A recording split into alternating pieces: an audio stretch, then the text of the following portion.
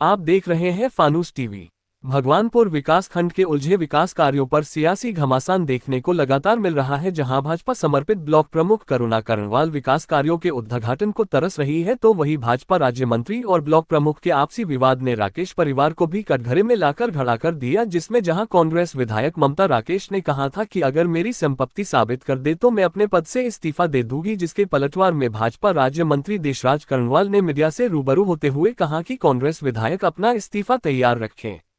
दरअसल आज भगवानपुर विकास खंड के कई गांवों में सड़कों का फीता काटकर शुभारंभ किया गया, जिसको लेकर आवाम कुछ राहत महसूस कर रही है। विकास कार्य रुकवाएगी, चाहे वो इस ब्लॉक का ज्वालापुर क्षेत्र हो, चाहे कलियर क्षेत्र हो, क्योंकि विकास में बाधा बढ़ने वाली ममता राकेश, मैं उनको बताना चाहता हूं, ये बादी वाला गांव है, नोकरा ग्रंट का मजरा है।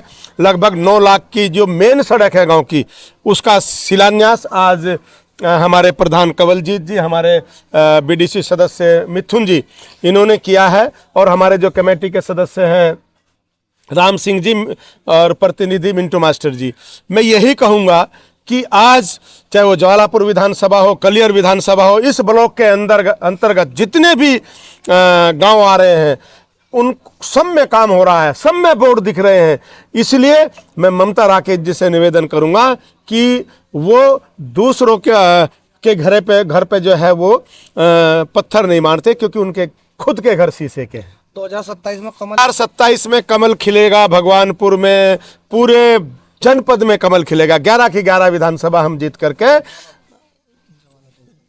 11 की 11 कह रहा हूं मैं, 11 की 11 विधानसभा जीत करके हम सरकार बनाएंगे प्रचंड बहुमत की। और ऐसा लगता है ममता जी जैसी विधायक अगर रही तो वो आसान हो जाएगा, विपक्ष भी नहीं रहेगा कांग्रेस, क्योंकि ममता राकेश जी के कारनामे, उस परिवार के कारनामे ऐसे हैं। अगर पार्टी, कांग्रेस पार्टी ऐसे नेताओं को संरक्षण देगी, क्योंकि सबके उनके जो घोटाले उजागर हो चुके हैं। ममता राकेश ने तो कहा है कि परिवहन मंत्री थे आदरणीय सुरेंद्र राकेश जी, उनकी सैकड़ों बसें चल रही है या नहीं चल रही है। 5-7 बसें अभी भी उनके बेटे की वोल्वो, जो लगभग 2-2.5 करोड़ की एक आती होगी, है ना, वो सबूत उनसे पूछ लो ना कि चल रही है या नहीं चल रही। उसके बेटे के नाम से, वो तो अभिषेक के, वो तो किसी रिश्तेदार के नाम से भी नहीं है। चरित्र प्रमाण पत्र भी उन्होंने अपना दे दिया, मुकदमा चल रहा था उनके बेटे के ऊपर, अभिषेक के, खुद बना के दे, जबकि ये कलेक्टर का अधिकार है। तो ये ऐसे काम कर रही है वो सारे। आप आदिल साहब, उन्होंने मुझे अनपढ़ कहा, उन्होंने मुझे दिवालिया पागल कहा। मानसिक बीमार बताइए। सिख बीमार कौन है?